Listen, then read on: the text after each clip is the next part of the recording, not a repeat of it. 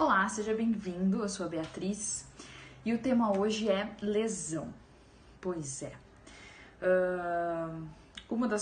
um dos fatores que me motivou a estudar e a compartilhar esse tipo de conhecimento com vocês é justamente esse tema, né? Então, vamos conversar hoje. E aí, Beatriz, como é que funciona?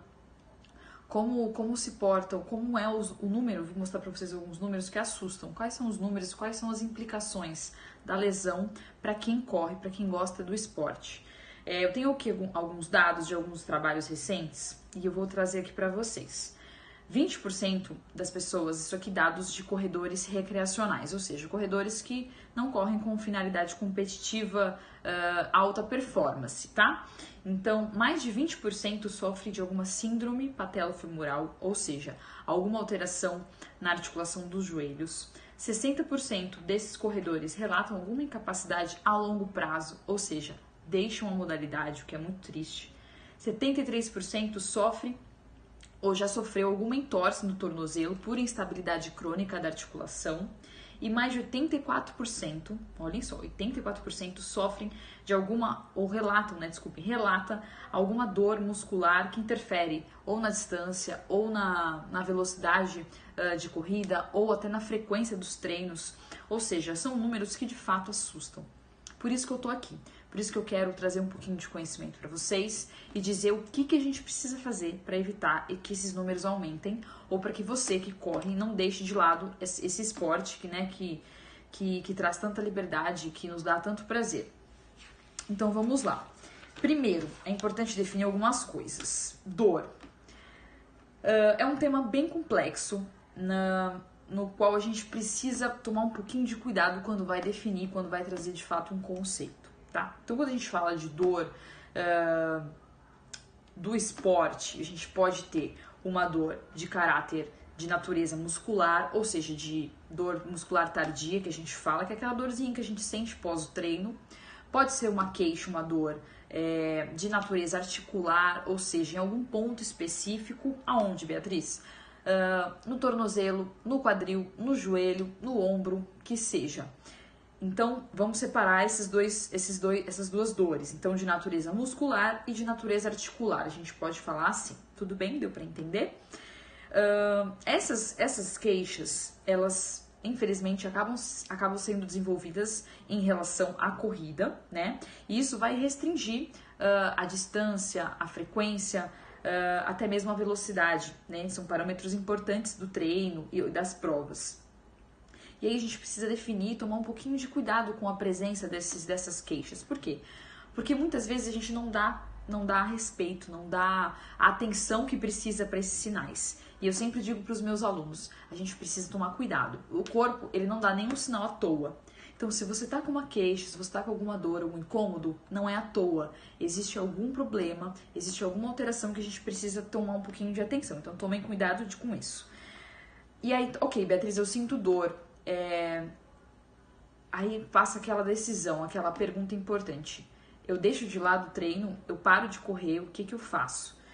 Esse tipo de decisão, ele pode afetar a taxa de lesão.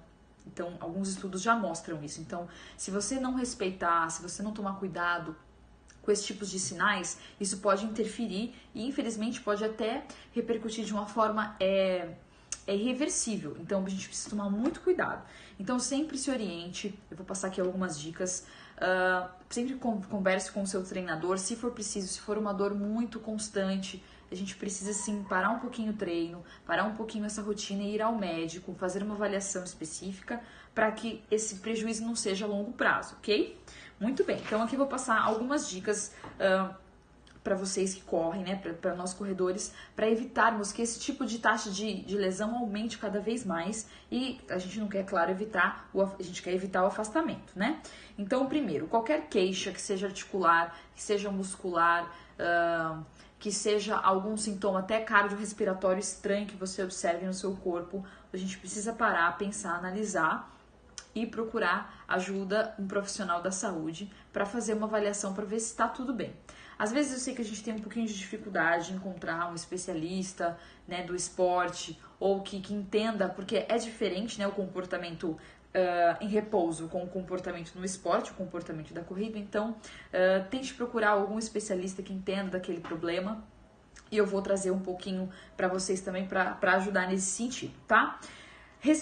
Segunda dica, respeitem os sinais. Os sinais do corpo, ele não é à toa. Então, sentir uma queixa e ela tá persistindo, vamos tomar atenção, vamos prestar atenção no que é que tá acontecendo, vamos avaliar, tá? Quarta dica, procure sempre um profissional, né, de novo, para que de fato esse problema seja solucionado de uma forma saudável e sem prejuízos a longo prazo, ok?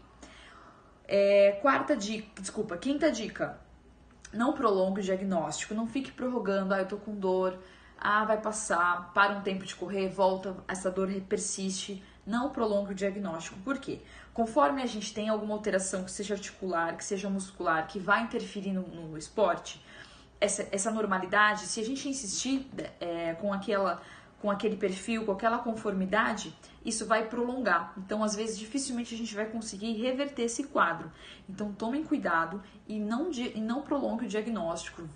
A gente procura um especialista, faz uma avaliação.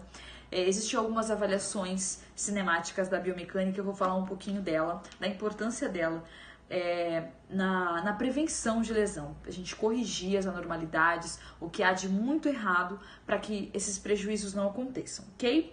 E essas avaliações elas vão ajudar a nos permitir que a gente possa correr e praticar o nosso esporte de uma forma mais saudável e mais segura, tudo bem?